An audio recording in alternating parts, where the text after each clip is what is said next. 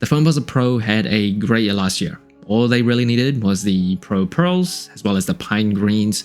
Those two were enough. And this year, we're seeing the return of another Foamposite Pro colorway, and it's coming back for the first time ever. Nike Air Foamposite Pro University Blue.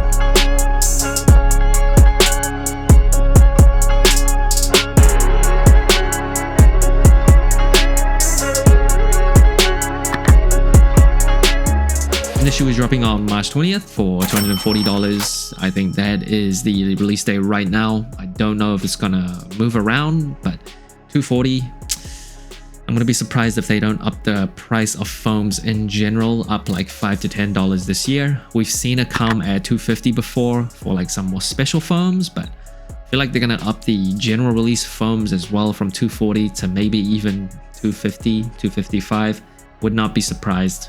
But of course, originally this colorway dropped back in 2003, and it is the very first time it's coming back as a retro. So if you missed out in 2003, which if you're my age, you were probably too young to buy this yourself, definitely I fall into that bucket. So first impressions of the shoe,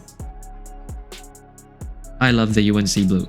It is probably my favorite color on sneakers, but I love it. Just don't love it as much on foams as like another shoe.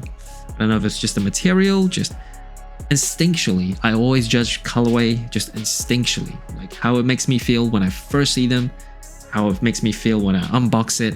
I don't want to think too much about it. It is a very, very nice colorway. I think I do like some other Foamposite Pros better. The Pine Greens, the Pearls, I think are better colorways than this, but still very nice. Still very nice. And the materials on the shoe, it is a Foamposite Pro. So Foamposite material, the way they make this is by heating up polyurethane to around 175 degrees Fahrenheit. I always kind of forget that number, but they heat it up and they pour it into a mold and they let it cool, and then it forms this very unique shape. So number one, this shape inspired by a beetle. That's why it's got this kind of beetle shell look. Number two, the reason why foams has always been so expensive, even when it first came out, it was always a very premium priced shoe, is because that mold is very, very expensive. And one cool thing about the foams is the material. It is very durable and it has a little bit of give. The original Foamposite kind of compound, that was actually a bit tougher than this. This is slightly more give, like right out the box. And one more thing that is slightly deviated from the original foams is the shape of this shoe. So it looks just a bit more slender and sleek than like the original shape. And again, I don't have the OG Foamposite here on hand to do a side-by-side comparison, but you can just see off the images alone. And unlike a Foamposite 1, it also adds a swoosh to the lateral side. And actually, it wasn't always in this camp, but I do actually think the swoosh on the Pros kind of breaks up the material pretty nicely. So it actually looks quite good on feet, in my opinion, a little bit better than just like a Foamposite 1. Maybe hot take, I don't know, but my opinion, it is just an opinion. I like how this looks. And the shade of this, it is pretty regular, like UNC type of blue. Of course, Michael Jordan himself went to the University of North Carolina. Always been one of my favorite colors on sneakers, arguably my favorite. Now, moving up the tongue, you will see the leather eye stays. That stays true to the 2003 colorway that also had the leather eye stays with that little mini swoosh as well as that mesh tongue. One of the things about the foams, Pro or not, is that there's not a lot of ventilation you see on the shoe itself. Just these 5 little holes at the bottom of the eye stays. The mesh tongue is a little bit better than like a closed off type of tongue. And then right at the top of the tongue, instead of the penny 1 cent logo, you will get Air branding. And in terms of the laces, no extra laces, white laces, that's all you get. No other choice. I think white is probably the color I would go with anyway, even if they gave me extra, but I like to complain. And then on the booty of the shoe, again, replacing the 1 cent logo, you would just get a swoosh with the Foamposite branding on the pull tab itself. And this pull tab, this heel, is actually part of this inner booty system that is part of the tongue as well. So kind of hold your feet a bit more securely in place. Just wraps around feet a little bit more tightly, and I'll get more to sizing and comfort later. But in terms of the cushioning of the Foamposite Pro, it is actually pretty stacked. Comes with full-length Zoom Air with another zoom unit on the heel. Of course, you can see the carbon fiber plate that extends kind of up onto the shoe itself on the sidewalls here.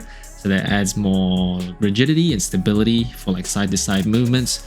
It also helps with kinetic energy return. You want something firm and supportive when you're playing an explosive sport like basketball. Want as much energy to return in the shortest amount of time possible. Carbon fiber, very lightweight, but very supportive, very strong as well. And the outsole here, it is different to a Foamposite one, so it kind of breaks it up with a swoosh, kind of cutting down the heel here.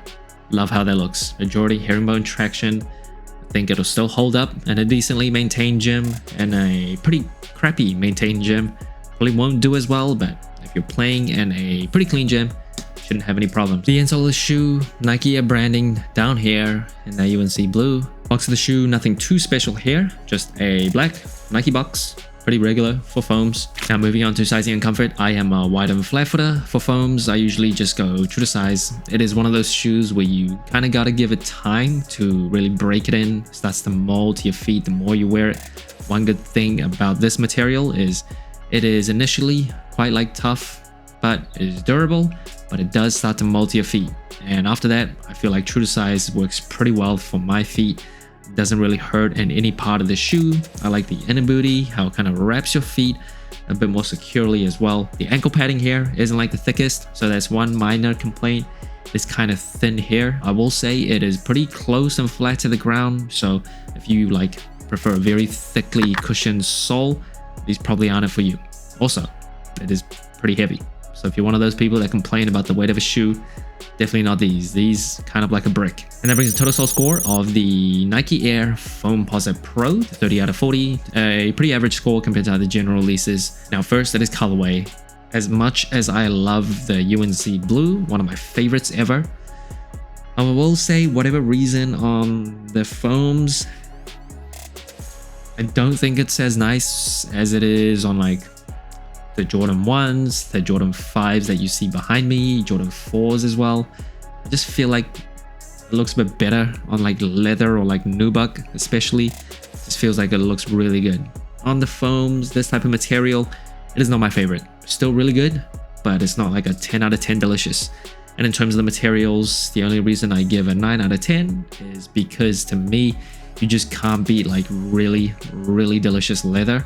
But the foams are just still one of a kind material wise. It is just very unique, durable, molds to your feet the longer you wear it. I love how it feels.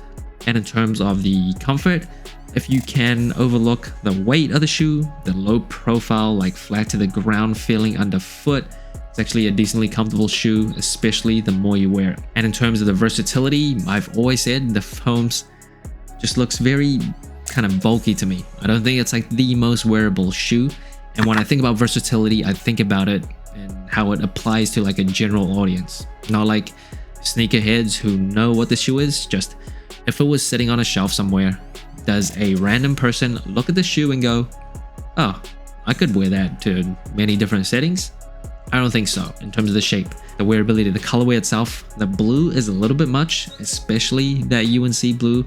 It's kind of bright, a little light. It's not like super dark blue or like navy where it's a little bit more wearable. Just quite in your face. So yeah, I don't think it's the most versatile sneaker or the most versatile like colorway, but I do think with the right outfit, with the right confidence, with the right aura, which basically excludes me, some people can pull this off very effectively. In today's throwback of the day, it is the 2014 Foamposite Pro Spider-Man colorway that is actually quite timely for 2026 because I think, this is off the top of my head, off the dome, I believe this year the brand new day Spider-Man movie is coming out. Hope I got that right. Otherwise, this throwback of the day would be a little irrelevant or bad timing, but this is the throwback of the day and it just comes in a very cool red, white, and blue colorway. Kind of 3 separate colors, not really like a gradient type of look. Very nice looking shoe. It has not returned. Of course, this is not the only Spider-Man related shoe that we've seen from Nike or Jordan brand, but I do say in 2026, let's bring this back. right in time for the movie. Both the Foamposite 1 and the Foamposite Pro, I would say, had pretty good year in 2025. Galaxies, Pine Green Pro, the Pro Pearls all came back. Can't really complain about last year when it comes to the foams. This year, with this colorway, with the return of the University Blue on this shoe, I think it's a great start as well. So that's it. Thanks for watching. Sole Inclined. Let me know what you think of the Nike Air Foamposite Pro University Blue. Like, subscribe, comment, all the good stuff. And remember, tomorrow may never come, so wear your shoes.